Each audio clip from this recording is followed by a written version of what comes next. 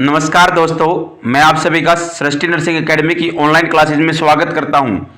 आशा करता हूं कि आप सभी स्वस्थ होंगे। जैसा प्यार पिछले वीडियोस पर देखने को मिल रहा है, ऐसा ही प्यार बनाए रखेगा। बहुत ही इंपॉर्टेंट सेशन रहने वाला बेटा आने वाले एग्जाम के लिए। कोई भी एग्जाम हो, अगर वीडियो आपको पसंद आए ज़्यादा से ज़्यादा शेयर कीजिएगा, चैनल को सब्सक्राइब कीजिएगा, वीडियो को लाइक कीजिएगा।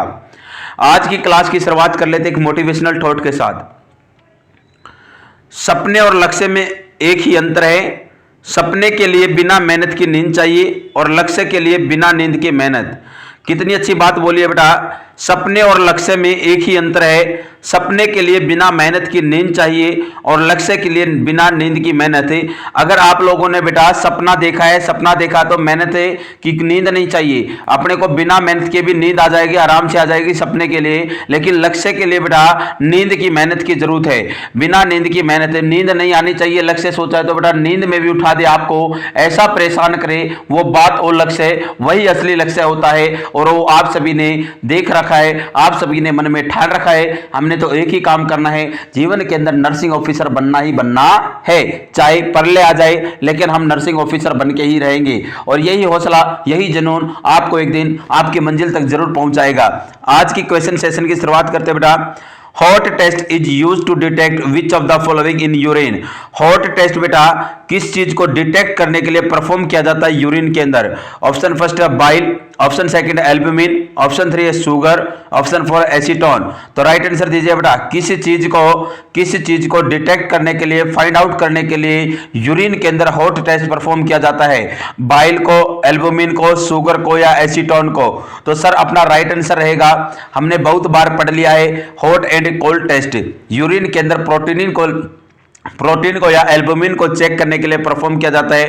तो राइट आंसर जाएगा ऑप्शन नंबर सेकंड, एल्बुमिन। आज की क्लास के अंदर बेटा क्वेश्चन बिल्कुल सिंपल क्वेश्चन है, घबराने वाली बात नहीं है, बिल्कुल सिंपल है। देखते ही आप आंसर देना, ज्यादा से ज्यादा बच्चे आंसर देते रहिएगा, वीडियो को लाइक जरूर कीजिएगा।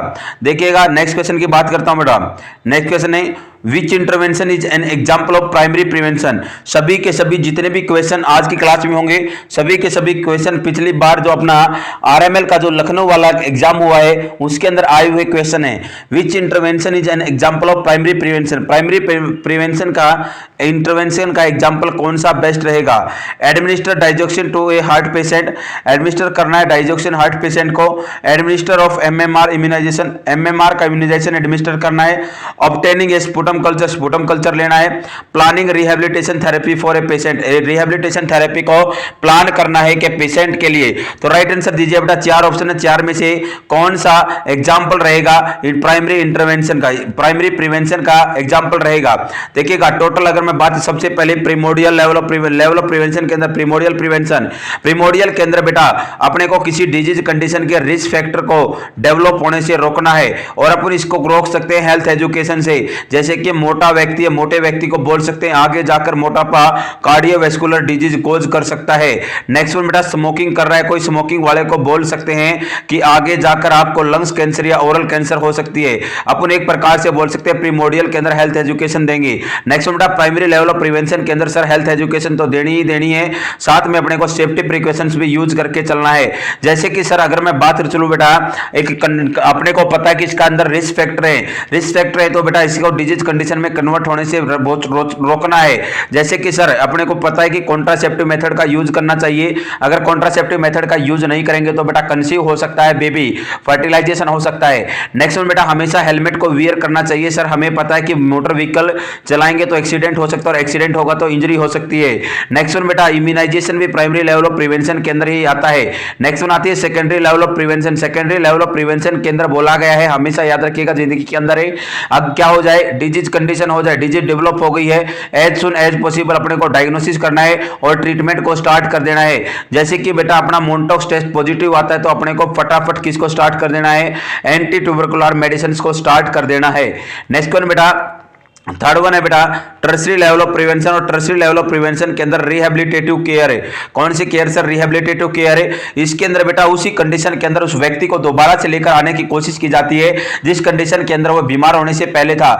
जैसे कि सर कोई एम्पुटेटेड पेशेंट है जिसका हाथ और पैर कर चुका है, तो उसको अपन प्रोस्थेसिस लेग या प्रोस्थेसिस हैंड लगा सकते हैं, डुप्लीकेट हैंड और डुप्लीकेट लेग का यूज कर सकते हैं। एक होता है बेटा क्वाटरनरी लेवल ऑफ प्रिवेंशन, जिसको 2017 के अंदर जोड़ा गया, और इसके अंदर बताया गया है कि जितने भी अननेसेसरी ट्रीटमेंट है, डायग्नोसिस है, उनको रोकना है, और उन्हीं को रोकना क्या है? क्वाटरनरी लेवल ऑफ प्रिवेंशन है।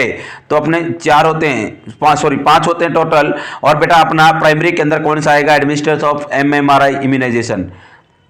नेक्स्ट क्वेश्चन आज की क्लास का, the nurse ask the client to read the Snellen chart. एक नर्स है, नर्स से पूछती है क्लाइंट से कि रीड कर Snellen chart, which of the following is test. तो एक वो नर्स कौन सा टेस्ट उस पर्सन के अंदर परफॉर्म कर रही है, उस क्लाइंट के अंदर परफॉर्म करना चाह रही है? ऑप्टिक टेस्ट, टोक्लियर टेस्ट, ओक्लोमोटार टेस्ट या ऑल्फैक्टरी टेस्ट। तो राइट आंसर दीजिए बेटा, कौन सा टेस्ट उसके अंदर परफॉर्म करना चाह रही है नर्स से?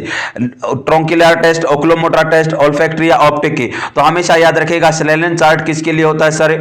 ऑप्टिक के लिए होता है। किसके लिए होता है बेटा? ऑप्टिक के लिए होता है स्नेलन चार्ट। नेक्स्ट क्वेश्चन आज की क्लास का, which statement regarding heart sound is correct. Heart sound के रिगार्डिंग कौन सी स्टेटमेंट बिल्कुल ठीक है? S1 and S2 sound are equally loud over the entire cardiac area. पूरे के पूरे कार्डियक एरिया से कहीं से भी अपने को क्या हो सकती है सर? आ सकती है इक्वल में, दोनों की दोनों बराबर अमाउंट में देखने को मिल सकती है, S1 और S2, और लाउड होगी। ऑप्शन सेकंड है बेटा, S1 and S2 sound are low in apex. S1 और S2 साउंड दोनों की दोनों अपेक्स से आएंगे लेकिन लो होंगी।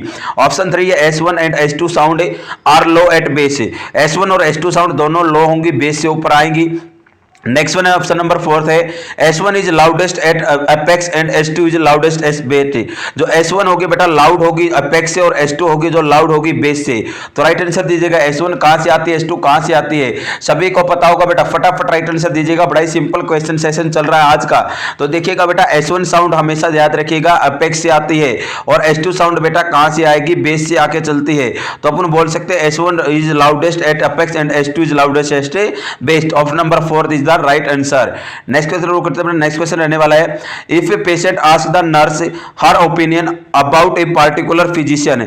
अगर मैं बात करके चलो, एक बेटा पेशेंट है, पेशेंट आस्क द नर्स, एक पेशेंट से एक नर्स ने पूछा her opinion about a particular physician, उस पार्टिकुलर फिजिशियन के बारे में बताने की कोशिश कीजिएगा। नर्स से पूछ रहा है कि क्लाइंट है कि अबाउट ए पार्टिकुलर फिजिशियन, उस फिजिशियन के बारे में, जैसे कि जनरल फिजिशियन है, को ऑर्थो का फिजिशियन है, उससे के बारे में पूछ रहा है। And nurse replies that the physician is incompetent है, और नर्स ने बेटा उसे रिप्लाई किया है कि वो फिजिशियन क्या है? अच्छा नहीं है, अच्छा कार्य नहीं करता है, टाइम पास करता है, केवल और केवल मरीजों को बहकाने का काम करता है। The nurse could be held लिबाइल for, जो नर्स है बेटा किस प्रकार का लिबाइल कर रही है? सिलेंडर है, लिबाइल है, असोल्ट है, बैटरी है। आपने पढ़ा होगा टॉर्ट्स से, टॉर्ट्स के अंदर पढ़ा होगा क्वासी इंटेंशनल टॉर्ट है, और क्वासी इंटेंशनल के अंदर आपने जरूर पढ़ा होगा डिफेमेशन। और डिफेमेशन का मीन होता है बेटा बिना किसी एविडेंस के किसी पर्सन की क्या करना, फिर किसी पर्सन की क्या करना बेटा, क्या करना? इंसल्ट करना, या मैं बोल सकता हूं उसकी पर्सनैलिटी को डाउन करना। और यहां पर बोल के करी तो इसका मीन्स होगा सिलेंडर, अगर वो लिख के करती तो लिबाइल आता। तो ऑप्शन नंबर फर्स्ट अपना राइट आंसर जाएगा सिलेंडर। नेक्स्ट क्वेश्चन रुक करते बेटा, नेक्स्ट क्वेश्चन रहने वाला है, if nurse administer an injection to a patient who refuse the injection she has committed. अगर मैं बात करूं बेटा, एक नर्स है, नर्स ने क्या किया बेटा? एडमिनिस्टर किया एक इंजेक्शन एक क्लाइंट को, और बेटा क्लाइंट क्या कर रहा है? रिफ्यूज कर रहा है इंजेक्शन से। शी हैज कमिटेड, उसको क्या बोलेंगे? असोल्ट एंड बैटरी बोलेंगी, नेग्लिजेंस बोलेंगी, माल प्रैक्टिस बोलेंगी, या स्लेंडर बोलेंगी। आप सभी ने पढ़ा होगा टॉर्ट, और टॉर्ट के अंदर इंटेंशनल टॉर्ट, इंटेंशनल टॉर्ट के अंदर बेटा असोल्ट और बैटरी। असोल्ट के अंदर सर क्या आता है? असोल्ट के अंदर बेटा केवल और केवल धमकाना आएगा, उसको टच नहीं करना होगा, फिजिकली टच नहीं करती। जैसे कि बार बार बोलते रहते मैं तेरे को इंजेक्शन लगा दूंगा, मैं आपका डिस्चार्ज कर दूंगा हॉस्पिटल से, ये आता है असोल्ट। लेकिन बैटरी के अंदर सर क्या आएगा? बैटरी के अंदर बेटा फिजिकल टच जरूरी रहता है, वो बोलता नहीं, वो काम कर भी देता, वो डराता है, जैसे कि मैं इंजेक्शन लगा दूंगा, और इंजेक्शन लगा भी देता है। तो बेटा नेग्लिजेंसी के अंदर क्या आएगा सर, नेग्लिजेंसी किसी से भी हो सकती है, किसी बेटा सीखने वाले से भी हो सकती है, नहीं सीखने वाले से, और बेटा वेल एक्सपीरियंस से भी हो सकता है। जैसे कि सर अगर मैं बात करके चलो बेटा ब्रीच ऑफ ड्यूटी, ड्यूटी से भाग जाना। नेक्स्ट वन बेटा अगर मैं बात करूं चलो उसको पता है कि पोजीशन चेंज करनी है, जैसे कि बच्चा फोटोथेरेपी के अंदर लेटा है लेकिन वो नहीं करता है। नेक्स्ट वन उसे पता है कि प्लास्टर कास्ट को ज्यादा टाइट नहीं बांधना, उसने टाइट बांध दिया और कंपार्टमेंट सिंड्रोम हो गया। सभी एग्जांपल है नेग्लिजेंसी के। माल प्रैक्टिस, अगर कहीं पर भी कोई भी फेलियर वर्ड आ जाए तो बेटा माल प्रैक्टिस होगा। जैसे कि सर उसको पता था कि पोस्ट ऑपरेटिव पेशेंट के वाइटल साइन चेक करने लेकिन उसमें फेलियर रहा। नेक्स्ट वन बेटा उसको पता था कि ऑपरेशन के बाद जब भी ओटी के अंदर है तो बेटा उसको काउंट करने, आर्टिकल्स वगैरह स्पंज वगैरह काउंट करने हैं लेकिन वो काउंट करने में फेलियर रहा।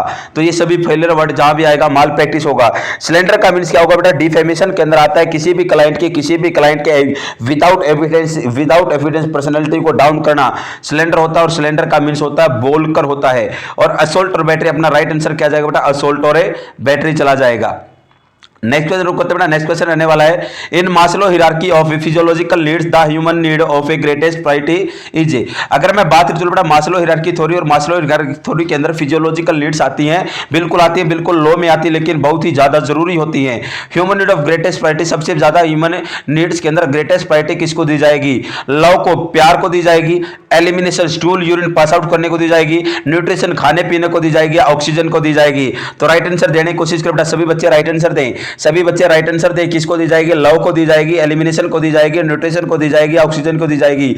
अरे बेटा प्यार किए बिना इंसान रह सकता है, स्टूल पास आउट किए बिना कुछ टाइम तक रह सकता है, यूरिन पास आउट किए बिना कुछ टाइम तक रह सकता है, खाने पीने के बगैर रह सकता है, लेकिन सर ऑक्सीजन तो उसको चाहिए ही चाहिए, ऑक्सीजन ही उसकी जान। अगर ऑक्सीजन नहीं मिलेगी तो जान जा सकती है, और जान चलेगी तो बेटा क्या करेगा, न्यूट्रिशन का क्या करेगा, स्टूल पास आउट करके, और क्या करेगा, यूरिन पास आउट करके, और क्या करेगा उस प्यार का। जब जान ही नहीं रही तो प्यार का क्या करेगा। तो अपना राइट आंसर जाएगा सर ऑक्सीजन। नेक्स्ट क्वेश्चन की बात करें चलो बेटा, नेक्स्ट क्वेश्चन रहने वाला है, a 38 year old patient vital sign is at 8 AM। अगर 38 साल का बेटा एक ओल्ड पेशेंट है, वाइटल साइन उसके चेक किया 8 AM पर, एक्सिलरी टेम्परेचर लिया उसका 99.6 डिग्री फ़ारेनहाइट आया। कितना है सर, 99.6 डिग्री फ़ारेनहाइट आया, 37.6 सेंटीग्रेड है। ये 1 डिग्री सेंटीग्रेड क्या है बेटा, कम है, किससे कम आएगा, अरे 99.6 आया तो बेटा 1 डिग्री सेंटीग्रेड कम है किससे, ओरल से, ओरल से कम है। तो इसके अंदर एक प्लस करेंगे तो 100.6 आ गया। पल्स रेट 88 है, रेस्पिरेटरी रेट 30 है, which finding should be reported है। बेटा अडल्ट पर्सन के अंदर रेस्पिरेटरी रेट भी बढ़ी हुई है, पल्स रेट अपन बोल सकते हैं नॉर्मल है सर, लेकिन रेस्पिरेटरी रेट भी बढ़ी हुई है, टेम्परेचर भी बढ़ा हुआ है। तो कौन सी फाइंडिंग को अपन को रिपोर्टेड करना है, केवल और केवल रेस्पिरेटरी रेट ओनली, टेम्परेचर को केवल, respiratory rate and temperature both दोनों को, pulse rate and temperature, pulse rate और टेम्परेचर को। तो बेटा बढ़ा हुआ तो अपना क्या है, अरे राइट आंसर देने की कोशिश करें, बढ़ा हुआ तो क्या है सर, अपना बढ़ा हुआ है टेम्परेचर, और टेम्परेचर के साथ साथ बेटा पल्स रेट बढ़ी हुई है, सॉरी पल्स रेट नॉर्मल है, रेस्पिरेटरी रेट बढ़ी हुई, तो अपने को दोनों की दोनों कंडीशन को मॉनिटर करना होगा। ऑप्शन नंबर सी अपना थर्ड नंबर राइट आंसर जाएगा, respiratory rate and temperature both दोनों को क्या करके चलना सर, मॉनिटर करके चलना है। नेक्स्ट क्वेश्चन रुक करते बेटा, नेक्स्ट क्वेश्चन रहने वाला आज की क्लास का, Which of the following parameters should the checked when assessing respiration। अगर मैं बात करके चलो बेटा, अगर अपने को क्या बोला जाए कि आपको किसी पर्सन की रेस्पिरेशन को चेक करना है, एसेस करना है, तो आप कौन सी चीजों को चेक करके चलोगे, rate, rhythm, symmetry, all of these, तीनों चीजों को करोगे, या केवल और केवल रेट से पैरामीटर से करोगे, रिदम से करोगे, सिमेट्री से करोगे, या ऑल ऑफ दीज। तो राइट आंसर दीजिए बेटा, सिमेट्री का मैं बोल सकता हूँ वॉल्यूम, किसका बोल सकता हूँ बेटा, वॉल्यूम। सर अपने को रेट भी चेक करना, रिदम भी चेक करना, और वॉल्यूम भी चेक करके चलना है। रेट क्या होता है sir, number of contraction, number of contraction, या मैं बोल सकता हूं नंबर ऑफ रेस्पिरेशन रेट कितनी है 1 मिनट के अंदर। रिदम क्या होगा इसके अंदर बेटा, अगर मैं बात करें चलो कि क्या है, क्या बनी हुई है कि सीक्वेंस है या नहीं है। और वॉल्यूम का कितनी वॉल्यूम, टाइडल वॉल्यूम 500 ml ले रहा है, कम ले रहा है, ज्यादा ले रहा है, डीप रेस्पिरेशन कर रहा है, शैलो रेस्पिरेशन कर रहा है। इन सभी चीजों को एसेस करके चलेंगे तो अपना राइट आंसर जाएगा all of these, all of these. Next question, next question रहने वाला आज की क्लास का, If a patient blood pressure is 150/96, his pulse pressure is। अगर एक पेशेंट है, पेशेंट का ब्लड प्रेशर बेटा 150/96 है, his pulse pressure is, उसका पल्स प्रेशर क्या होगा। अरे देखिएगा बीपी है, ब्लड प्रेशर कितना सर, ब्लड प्रेशर देखने को मिला बेटा 150/96 है, और इसका अपने को पल्स प्रेशर निकालना है तो 54 आएगा, 96 आएगा, 80 आएगा, 105 आएगा। सभी को पता सर पल्स प्रेशर निकालने का फॉर्मूला होता है, बिल्कुल होता है बेटा सिस्टोलिक प्रेशर। क्या होगा सर, सिस्टोलिक प्रेशर माइनस में डायस्टोलिक प्रेशर, और सिंपल सा क्वेश्चन है, सिस्टोलिक प्रेशर माइनस में डायस्टोलिक प्रेशर। और सर सिस्टोलिक प्रेशर अपना कितना है 150 है, और डायस्टोलिक प्रेशर है 96 है, तो इसमें से माइनस करेंगे तो 54 आ जाएगा। कितना आ जाएगा 54 4 राइट आंसर रहेगा। अब मैं आपको एक क्वेश्चन बोल रहा हूं बेटा, MAP निकालना है। आप सभी को इसी क्वेश्चन का 150 बाई 96 का आप सभी को क्या निकाल के चलना है, MAP निकाल के चलना है। तो फटाफट कमेंट बॉक्स के अंदर राइट आंसर देने की कोशिश करें बेटा। 150 बाई 96 का MAP क्या आएगा, मीन एर्टिरियल प्रेशर क्या आएगा, फॉर्मूला मैं बता देता हूं। सिस्टोलिक प्रेशर प्लस में double of diastolic pressure divide by 3। Systolic pressure plus में double of diastolic pressure divide by 3, ये फॉर्मूला होता है मैप निकालने का। तो फटाफट राइट आंसर बताइएगा क्या आएगा कमेंट बॉक्स के अंदर। नेक्स्ट वन बेटा, during a Romberg test the nurse ask the patient to assume which position. एक रोमबर्ग टेस्ट परफॉर्म करते बेटा, कौन सा टेस्ट बेटा, रोमबर्ग टेस्ट परफॉर्म करना है। तो नर्स पेशेंट को बोलेगी कि कौन सी पोजीशन में आपको खड़े होना है, लेटना है, सोना है, बैठना है। तो कौन सी पोजीशन में बोलेगी, कौन सी पोजीशन आपको एज्यूम करनी है, लेनी है, स्टैंडिंग पोजीशन, सीटिंग पोजीशन, ट्रेंडल पोजीशन, सुपाइन पोजीशन है। इसके अंदर रोमबर्ग टेस्ट के अंदर बेटा जो पेशेंट होगा, पेशेंट की आंखों को बांध दिया जाता है और बांधने के बाद एक सीधी सी लाइन में चलाया जाता है और सीधी सी लाइन में चलाया जाता है। उसको चेक करते हैं कि बॉडी कोऑर्डिनेटर ने ठीक है या गड़बड़ा गया है। तो अगर मैं बात करूं बेटा कौन सी पोजीशन में चलाया जाएगा, सर स्टैंडिंग पोजीशन देके चलते हैं ट्रेंडलबर्ग टेस्ट के अंदर। कौन सॉरी रोमबर्ग टेस्ट के अंदर कौन सी पोजीशन बेटा, स्टैंडिंग पोजीशन में रखते हैं। नेक्स्ट क्वेश्चन है, high pitch gurgles heard over the right lower quadrant से। देखिएगा बेटा, हाई पिच्ड गर्गल्स हियर्ड आएगा, यहां पर थोड़ी सी मिस्टेक प्रिंट हो गई है, हियर्ड। अगर बेटा high pitched gurgles sound hear हो रही है राइट लोअर क्वाड्रेंट से, तो ये किसको दर्शाएंगी, sign of increase bowel mobility बढ़ गई है, इंक्रीज हो गई है। Sign of decrease bowel mobility, decrease हो गई है बाउल मोबिलिटी। ऑप्शन 3 है नॉर्मल बाउल साउंड, ये नॉर्मल बाउल साउंड है। साइन ऑफ एब्डोमिनल क्रैम्प्स, मरोड़े आ रहे हैं, एब्डोमिनल क्रैम्प्स आ रहे हैं। बेटा high pitched gurgles sound hear हो रही है राइट लोअर क्वाड्रेंट से, तो उसे क्या बोल के चलेंगे, sign of increase bowel mobility को इंक्रीज का साइन है बेटा। Sign of decrease bowel mobility decrease का साइन है। नॉर्मल बाउल साउंड है या साइन ऑफ एब्डोमिनल क्रैम्प है। तो राइट आंसर जाएगा, सभी को पता होगा, हाई इंटरमीडिएट पिच साउंड सुनाई देती है राइट लोअर क्वाड्रेंट से। सबसे पहले बाउल साउंड जो अपीयर होगी बच्चे के अंदर with in one hour after birth होती है और राइट लोअर क्वाड्रेंट से सुनने को मिलती है। उल्टा यू बना देना, right lower quadrant, right upper quadrant, left upper quadrant और लेफ्ट लोअर क्वाड्रेंट है। तो ये कैसी साउंड होगी, नॉर्मल बाउल साउंड होगी। नेक्स्ट क्वेश्चन बेटा आज की क्लास का, the correct sequence for assessing the abdomen is. अगर एब्डोमेन को क्या करना है, एसेस करना है, तो करेक्ट सीक्वेंस बताइएगा।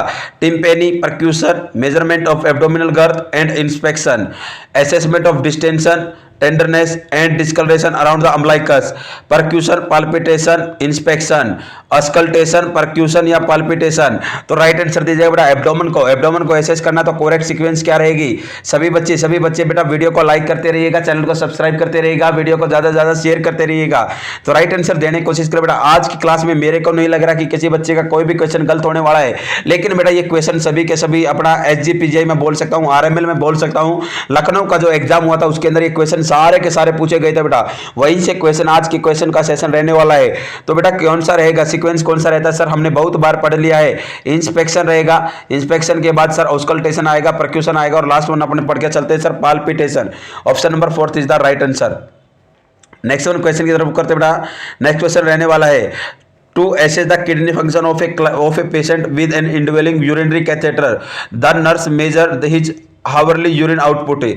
She should notify the physician if the urine output is. देखिएगा बेटा एक पर्सन के अंदर बेटा किडनी फंक्शन क्या किया है बेटा, किडनी फंक्शन को चेक करा एक पेशेंट के, कैथेटर को डाला और कैथेटर को डालने के बाद यूरिन आउटपुट को मेजर किया और मेजर करेगी कितनी अमाउंट आने के बाद कि कौन सी कंडीशन को नोटिफाई करने के बाद वो फिजिशियन को नोटिफाई करेगा। तो बताइएगा बेटा less than 30 ml per hour, अगर यूरिन आउटपुट 30 ml से कम आ रहा प्रत्येक घंटे तब बताएगा। 64 ml इन 2 आवर, 64 ml आ रहा 2 घंटे में तब बताएगा। 100 ml इन 4 आवर, 4 घंटे में 100 ml आ रहा तब बताएगा, या 1000 ml इन 24 आवर। तो कौन सी कंडीशन होने के बाद तब वो इन्फॉर्म करेगा बेटा किसी भी फिजिशियन को। कौन एक क्लाइंट ने किडनी फंक्शन को चेक कर रहा है कि क्लाइंट को इंडवेलिंग कैथेटर को इंसर्ट कर रखा है। तो बताइएगा बेटा, हमेशा याद रखिएगा सर, हम सभी को पता है, बहुत बार पता है, 1 आवर के अंदर 30 ml तो आना ही आना चाहिए। अगर 30 ml से कम है 1 आवर के अंदर तो अपन उसको ओलिगो यूरिया के अंदर काउंट कर लेते हैं। तो मैं बोल सकता हूं बेटा लेस देन 30 ml होते ही 1 घंटे के अंदर अपने को इन्फॉर्म कर देना किसको, फिजिशियन को। नेक्स्ट क्वेश्चन आज की क्लास का, कमजोर तब रुकते हैं जब वो थक जाते हैं और विजेता तब रुकते हैं जब वो जीत जाते हैं। कितनी अच्छी बात बोली है। अगर आप बीच में रुक रहे हो, आपने पढ़ाई को त्याग दिया है, कल के ऊपर डिपेंड हो गए हो कि कल करेंगे कल करेंगे कल करेंगे, तो आप क्या हो कि कमजोर व्यक्ति, और कमजोर व्यक्ति तब रुकता है जब वो थक जाता है, लेकिन एक विजेता व्यक्ति तभी रुकता है जब वो जीत जाता है। कितनी अच्छी बात बोली है बेटा। और आप एक कमजोर नहीं, आप एक विजेता हो, और आप तभी रुकोगे जब आप जीत जाओगे। आपके अंदर हौसला है, आपके अंदर जुनून है, आपके अंदर लक्ष्य पाने की एक आग लगी हुई है। इस आग को बुझने मत देना, इसको और ज्यादा जलाने की कोशिश करना। नेक्स्ट क्वेश्चन बेटा आज की क्लास का, the most commonly deficiency seen alcoholism is, alcoholic patient के अंदर the most common deficiency seen in alcoholism is. अगर मैं बात करूं तो बेटा एक एल्कोहलिक पेशेंट है, कौन के अंदर कौन सी डेफिशिएंसी देखने को मिलती है? Thiamine, riboflavin, pyridoxine, niacin. बहुत ही आसान क्वेश्चन है बेटा, बड़ा ही सिंपल क्वेश्चन है। एल्कोहलिक पेशेंट है, एल्कोहलिक पेशेंट के अंदर कौन सी डेफिशिएंसी देखने को मिलेगी? कौन सी डेफिशिएंसी देखने को मिलेगी? थायमिन देखने को मिलेगा, राइबोफ्लेविन देखने को मिलेगा, पायरिडॉक्सिन देखने को मिलेगा, नियासिन देखने को मिलेगा। अरे सर हमें बहुत बार पता है कि जो एल्कोहलिज्म वाला पेशेंट है इसके अंदर कॉम्प्लिकेशन होती है कोर्साकॉफ साइकोसिस से, और सर कोर्साकॉफ साइकोसिस देखने को मिलता है थायमिन की कमी के कारण, और थायमिन होता है विटामिन बी की B1 की कमी हो जाए तो उसके विटामिन B1 थायमिन की कमी के कारण अगर मैं बात करूं चलो बेटा बेरी नामक रोग देखने को मिलता है। लेकिन एल्कोहलिक पेशेंट के अंदर थायमिन की कमी के कारण कोर्साकॉफ साइकोसिस देखने को मिलता है। नेक्स्ट क्वेश्चन आज की क्लास का, all of the following can cause tachycardia except, सारी की सारी चीजें कोज कर सकती हैं बेटा टैकीकार्डिया को किसी एक को छोड़कर। सर फीवर के अंदर टैकीकार्डिया होगा या नहीं होगा? बेटा आंसर दीजिएगा। एक्सरसाइज के अंदर होगा या नहीं होगा? सिंपैथेटिक नर्वस सिस्टम स्टिमुलेट हो गया तो उसके अंदर होगा या नहीं होगा? पैरासिम्पैथेटिक नर्वस सिस्टम स्टिमुलेट हो गया तो उसके अंदर टैकीकार्डिया होगा या नहीं होगा? तो राइट आंसर दीजिए बेटा कौन सी कंडीशन, एक कंडीशन को छोड़कर 3 कंडीशन के अंदर सर टैकीकार्डिया होगा, लेकिन एक कंडीशन के अंदर टैकीकार्डिया नहीं होगा। सर फीवर के अंदर, एक्सरसाइज के अंदर sympathetic nervous system sir stimulation या पैरासिम्पैथेटिक नर्वस सिस्टम। तो राइट आंसर दीजिए बेटा कौन से कंडीशन के अंदर अपने को क्या नहीं देखने को मिलेगा? टैकीकार्डिया देखने को नहीं मिलेगा। तो हमेशा याद रखेंगे सर फीवर के अंदर बिल्कुल 101% हम श्योर है कि टैकीकार्डिया होगा। एक्सरसाइज के अंदर भी 101% टैकीकार्डिया होगा। सिंपैथेटिक नर्वस सिस्टम स्टिमुलेट होगा, फाइट एंड फ्लाइट होगी तो 101% क्या होगा? टैकीकार्डिया होगा। लेकिन सर अगर पैरासिम्पैथेटिक नर्वस सिस्टम स्टिमुलेट होता तो बेटा टैकीकार्डिया नहीं ब्रेडिकार्डिया होगा। सर ब्रेडिकार्डिया क्यों होगा? वेगस नर्व स्टिमुलेट होगी और वेगस नर्व हमेशा बेटा हार्ट रेट को कम करने का कार्य करती है। तो बेटा पैरासिम्पैथेटिक नर्वस सिस्टम स्टिमुलेट होने के कारण क्या देखने को मिलेगा? ब्रेडिकार्डिया, ना कि टैकीकार्डिया। नेक्स्ट क्वेश्चन आज की क्लास का, sterile technique is used whenever, sterile technique का कब यूज किया जाएगा बेटा? स्टीराइल आइसोलेशन इज रिक्वायर्ड, जब अपने को स्ट्रिक्ट आइसोलेशन रिक्वायर्ड हो, जरूरी हो। टर्मिनल डिसइंफेक्शन इज परफॉर्म्ड, जब टर्मिनल डिसइंफेक्शन अपन परफॉर्म कर रहे हैं उस टाइम पे जरूरी होगा स्टीराइल टेक्निक। या इन्वेसिव प्रोसीजर आर परफॉर्म, जब अपन इन्वेसिव प्रोसीजर परफॉर्म कर रहे हैं उस टाइम जरूरी होगा। या प्रोटेक्टिव आइसोलेशन इज नेसेसरी, अगर प्रोटेक्टिव आइसोलेशन कर रहे हैं तो उस टाइम नेसेसरी होगा, जरूरी होगा। तो फटाफट राइट आंसर दीजिएगा बेटा। देखिए थोड़ा उलझाने वाला क्वेश्चन है लेकिन ध्यान से समझोगे तो राइट आंसर जरूर दोगे, 101% गारंटी लेता हूं। अगर क्वेश्चन को आपने ध्यान से समझ लिया और ऑप्शंस को आपने ध्यान से समझ लिया तो राइट आंसर जाएगा। स्ट्रिक्ट टेक्निक कौन सी क्लाइंट के अंदर यूज करके चलेंगे? कब यूज करेंगे? जब स्ट्रिक्ट आइसोलेशन जरूरी हो, रिक्वायर्ड हो। टर्मिनल डिसइंफेक्शन इज परफॉर्म, जब टर्मिनल डिसइंफेक्शन परफॉर्म करना हो। इन्वेसिव प्रोसीजर आर परफॉर्म, जब इन्वेसिव प्रोसीजर परफॉर्म करना हो। या प्रोटेक्टिव आइसोलेशन इज नेसेसरी, जब प्रोटेक्टिव आइसोलेशन नेसेसरी हो। तो हमेशा याद रखिएगा बेटा जब भी अपन इन्वेसिव प्रोसीजर कोई भी कट वगैरह लगाते हैं उस प्रोसीजर को परफॉर्म करते हैं तो अपने को सर स्टीराइल टेक्निक का यूज करना चाहिए। क्योंकि सर अगर कट लगाएंगे, स्किन इंटेक्ट नहीं रही, स्किन के अंदर कट हो गया और स्किन बेटा फर्स्ट डिफेंस से क्या होती है? फर्स्ट डिफेंस होती है किसी भी प्रकार के इंफेक्शन को रोकने के लिए। कल या परसों की क्लास में क्वेश्चन भी आया था। लेकिन अगर अपने स्किन के अंदर कट लगा दिया, नॉट इंटेक्ट हो गई स्किन, तो बेटा क्या देखने को मिल सकता है? इन्फेक्शन देखने को मिल सकता है। और उस कंडीशन से बचाने के लिए अपने को स्टीराइल टेक्निक का यूज करना होगा। ऑप्शन नंबर 3 अपना राइट आंसर जाएगा बेटा। नेक्स्ट क्वेश्चन है बेटा, which element in the circular chain of infection, which element in the circular chain of infection can be eliminated by preserving skin integrity? अगर मैं बात करके बेटा कौन सा एलिमेंट होगा सर्कुलर चेन के इन्फेक्शन का जिसको एलिमिनेटेड किया जा सकता है प्रिजर्विंग करके स्किन इंटीग्रिटी को बढ़ा के? Host, reservoir, mode of transportation या पोर्टल ऑफ ट्रांसमिशन? तो राइट आंसर दीजिए बेटा किसको बोलेंगे? होस्ट को, रिजर्वर को, मोड ऑफ ट्रांसपोर्टेशन या पोर्टल ऑफ ट्रांसमिशन? तो राइट आंसर दीजिएगा बेटा कौन सा एलिमेंट होगा सर्कुलर चेन के अंदर जो कि इन्फेक्शन को एलिमिनेटेड कर देता है, प्रिजर्विंग स्किन इंटीग्रिटी? तो हमेशा याद रखिएगा मोड ऑफ ट्रांसपोर्टेशन। क्या रहेगा sir? Mode of transportation is the right answer. Next question बेटा आज की क्लास का, the primary purpose of platelet count is to evaluate. एक बात करके चल बेटा, अगर जो प्राइमरी फंक्शन होगा, सबसे पहला पर्पज होता है, उद्देश्य होता है प्लेटलेट काउंट अगर बढ़ रही है तो पोटेंशियल फॉर क्लोट फॉर्मेशन, जरूरी होंगे बेटा क्लोट को फॉर्मेशन करने के लिए, क्लोट का फॉर्मेशन करने के लिए, पोटेंशियल फॉर ब्लीडिंग, ब्लीडिंग के लिए होंगी, presence of antigen antibody response, antigen antibody के रिस्पांस के लिए होंगी, या presence of cardiac enzyme, cardiac enzyme के लिए होंगी। तो राइट आंसर दीजिएगा बेटा, किस चीज के लिए जरूरी होंगी, पोटेंशियल फॉर ब्लीडिंग के लिए होंगी, पोटेंशियल फॉर क्लोट फॉर्मेशन के लिए होंगी, presence of antigen antibody response के लिए होंगी, प्रेजेंस ऑफ कार्डियक एंजाइम। तो हमेशा याद रखिएगा बेटा, क्लोट फॉर्मेशन के लिए तो सर क्लोटिंग फैक्टर होते हैं, क्लोटिंग फैक्टर होते हैं प्लेट किसके लिए बेटा, क्लोटिंग फैक्टर होते हैं सर किस चीज के लिए होते हैं, क्लोट करने के लिए। और ब्लीडिंग को प्रिवेंट करने के लिए बहुत ही जरूरी होती है अपनी प्लेटलेट काउंट है। अगर बेटा प्लेटलेट काउंट होगी, डिक्रीज होगी, तो बेटा अपन बोल सकते हैं प्लेटलेट काउंट अगर डिक्रीज होगी तो सर अपने को क्या देखने को मिल सकता है, ब्लीडिंग देखने को मिल सकती है। और ब्लीडिंग से प्रिवेंट करने का काम होता है बेटा, जैसे कि अगर मैं बात करूं, सबसे पहले अपन ने पढ़ा था, अगर प्लेटलेट का जब अपन ने ट्रांसफ्यूजन पढ़ा था ब्लड ट्रांसफ्यूजन के अंदर, तो उस टाइम पे बेटा अगर कहीं बॉडी पार्ट पे ब्लीडिंग हो रही है तो बॉडी की जितनी प्लेटलेट एक्टिव होती है और कम ऑन द साइट आ जाती है, और वहां पर एक केमिकल मैसेंजर को रिलीज करती है, जैसे कि कैल्शियम को रिलीज करती है, और कैल्शियम को रिलीज करने के बाद एग्रीगेशन देखने को मिलता है प्लेटलेट से, और ब्लीडिंग क्या हो जाती है सर, स्टॉप हो जाती है। नेक्स्ट क्वेश्चन आज की क्लास का, after routine patient contact hand washing should be last at least. देखिएगा बेटा, एक रूटीन पेशेंट कॉन्टैक्ट है, अपने पास कोई पेशेंट आया और अपन उसके कॉन्टैक्ट में गए, तो hand washing should be at last. कितने टाइम तक हैंड वॉशिंग करनी चाहिए, 30 सेकंड, 1 मिनट, 2 मिनट, 3 मिनट। तो फटाफट राइट आंसर दिए। रूटीन पेशेंट है बेटा, अपने को पता है कि रूटीन पेशेंट है, किसी भी प्रकार के कम्युनिकेबल डिजीज नहीं है, किसी भी प्रकार की कोई सर्जरी नहीं हो रही, एक रूटीन पेशेंट है, आईपीडी ओपीडी के अंदर आया, तो अपने उसके कॉन्टैक्ट में गए, तो कितने टाइम तक हैंड वॉशिंग करनी है, तो सर अपने को बेटा काम चल जाएगा 30 सेकंड, 30 सेकंड के लिए ही जरूरी रहेगी, 30 सेकंड में ही काम हो जाएगा। नेक्स्ट क्वेश्चन है बेटा, विच of the following patient is greatest risk for contracting an infection. अगर मैं बात करूं बेटा, कौन से पेशेंट के अंदर सबसे ज्यादा रिस्क रहेगा इन्फेक्शन होने का, a post operative patient who has undergone orthopaedic surgery, एक पोस्ट ऑपरेटिव पेशेंट है जिसके अंदर ऑर्थोपेडिक सर्जरी परफॉर्म हुई है, पेशेंट विद ल्यूकोपेनिया, एक ऐसा पेशेंट है जिसके अंदर WBC का काउंट बिल्कुल कम है, a patient receiving broad spectrum antibodies antibiotic आएगा बेटा, यहाँ पर एक पेशेंट है जो कि ब्रॉड स्पेक्ट्रम एंटीबायोटिक का यूज करा, उसके अंदर इन्फेक्शन होने के चांसेस होंगे। A newly diagnosed diabetic patient, एक नया डायग्नोसिस का पेशेंट अभी डायग्नोस्ड हुआ है, डायबिटिक पेशेंट है, तो उसके अंदर होने के चांसेस रहेंगे। फटाफट राइट आंसर दीजिए बेटा, कौन से क्लाइंट के अंदर सबसे ज्यादा रिस्क रहेंगे इन्फेक्शन डेवलप होने के। सर पोस्ट ऑपरेटिव ऑर्थोपेडिक का पेशेंट है, उसके अंदर अगर पेशेंट के अंदर क्या हो गया, WBC का लेवल कम हो गया है, ब्रॉड स्पेक्ट्रम एंटीबायोटिक ले रहा है, न्यूली डायग्नोस्ड हुआ डायबिटिक पेशेंट। देखिएगा बेटा, WBC सभी को पता होगा, WBC क्या होती है सर, इन्फेक्शन के अगेंस्ट फाइट करने का कार्य करती हैं। अगर बेटा इन्फेक्शन के अगेंस्ट फाइट करने का कार्य करती WBC और इसका लेवल कम हो जाएगा, तो सर इन्फेक्शन होने के चांसेस होंगे, न्यूट्रोपेनिया के नाम से जाना जाएगा।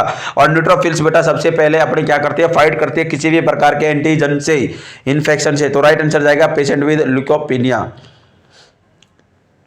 नेक्स्ट क्वेश्चन आज की क्लास का, which of the following blood test should be perform before blood transfusion. कौन से प्रकार का ब्लड टेस्ट जरूरी रहेगा बेटा परफॉर्म करने से पहले ब्लड ट्रांसफ्यूजन करने से पहले कौन से प्रकार का टेस्ट बहुत ही जरूरी रहता है, परफॉर्म करना जरूरी रहेगा। Prothrombin and coagulation time, prothrombin और पीटी और कोगुलेशन टाइम करना है sir. Blood typing and cross matching, blood typing का पता लगाना कि कौन से टाइप का ब्लड और क्रॉस मैच करना है। Bleeding time and clotting time को चेक करना है, या CBC एंड इलेक्ट्रोलाइट लेवल को चेक करना है। तो फटाफट राइट आंसर दीजिए बेटा, राइट आंसर दीजिएगा कौन सी कंडीशन को, कौन सा टेस्ट अपन को परफॉर्म करना है बिफोर ब्लड ट्रांसफ्यूजन करने से पहले। प्रोथ्रोम्बिन और कोगुलेशन टाइम चेक करना है क्या, ब्लड टाइप, ब्लड का पता लगाना है कि कौन से टाइप का ब्लड है, क्रॉस मैचिंग करना है क्या, ब्लीडिंग टाइम और क्लोटिंग टाइम का पता लगाना है क्या, CBC एंड इलेक्ट्रोलाइट चेक करना है क्या। फटाफट बेटा सभी बच्चे क्लास को लाइक कर दीजिएगा और राइट आंसर देने की कोशिश करें बेटा, राइट आंसर देने की कोशिश करें। अरे सर सबसे पहले तो अपने को पता होना चाहिए कौन से टाइप का अपने को ब्लड चाहिए, कौन से टाइप का ब्लड चाहिए, कौन से ब्लड ग्रुप का पर्सन है, और सर अपने को पता होना चाहिए क्रॉस मैचिंग करनी है। क्या करनी है बेटा, क्रॉस मैचिंग जरूर करनी है। अगर विदाउट क्रॉस मैच अपने को ब्लड का ट्रांसफ्यूजन कर दिया तो बड़ा रिएक्शन देखने को मिल सकती है, और सीवियर रिएक्शन भी देखने को मिल सकती है, बहुत ज्यादा खतरनाक हो सकती है। तो अपने को ऑप्शन नंबर सेकंड अपना राइट आंसर जाएगा sir, blood typing and cross matching अपने को सबसे ज्यादा जरूरी रहेगी। नेक्स्ट क्वेश्चन बेटा आज की क्लास का, all of the following measure are recommended to prevent pressure ulcer except, सभी के सभी जो मेजर्स है रिकमेंडेड किए जाते हैं प्रिवेंट करने के लिए प्रेशर अल्सर को, एक्सेप्ट किसी एक चीज को छोड़कर। यूजिंग ए वाटर और एयर मैट्रेस, सर हमेशा यूज करना चाहिए वाटर और एयर मैट्रेस को। ऑप्शन सेकंड है massaging the reddened area with lotion, massage करनी है रेडेड एरिया को विद लोशन के साथ। ऑप्शन 3 है adhering to a schedule for positioning and turning, अपने को एक शेड्यूल को, एक टाइम पीरियड को सेट कर लेना है कि किस टाइम पे पोजीशन चेंज करनी है और किस टाइम पे पेशेंट को टर्न करना है। ऑप्शन 4 बेटा provide meticulous care, sir meticulous का मींस होता है skin, provide skin care provide करनी है। तो राइट आंसर दीजिए बेटा कौन सी 3 चीजें तो ऐसी है जिसको रिकमेंडेड किया जाता है किसके लिए, प्रिवेंट करने के लिए प्रेशर सोर को। लेकिन सर एक ऐसी चीज है जिसको अपन रिकमेंडेड नहीं करते, किसके लिए बेटा, प्रेशर सोर से बचाने के लिए। तो देखिएगा बेटा वाटर और एयर मैट्रेस का 101% सर श्योर है कि यूज किया जाएगा।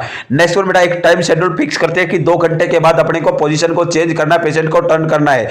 नेक्स्ट वन बेटा स्किन केयर भी प्रोवाइड करते हैं। सर कभी भी हम हमेशा याद रखेंगे, कभी भी रेड एरिया हो चुका है उसके ऊपर कभी भी लोशन का यूज करके क्या नहीं करनी है, मसाज नहीं करनी है। रेडेड एरिया के ऊपर लोशन से क्या नहीं करनी सर, मसाज नहीं करनी, इससे प्रिवेंट करना है। नेक्स्ट क्वेश्चन बेटा आज की क्लास यहीं पर समाप्त करते हैं। अगर वीडियो आपको पसंद आए तो ज्यादा से ज्यादा शेयर कीजिएगा, चैनल को सब्सक्राइब कीजिएगा, वीडियो को लाइक कीजिएगा। आप सभी का जुड़ने के लिए बहुत बहुत धन्यवाद। कल फिर मिलते हैं बेटा इंपॉर्टेंट क्वेश्चन सेशन के साथ।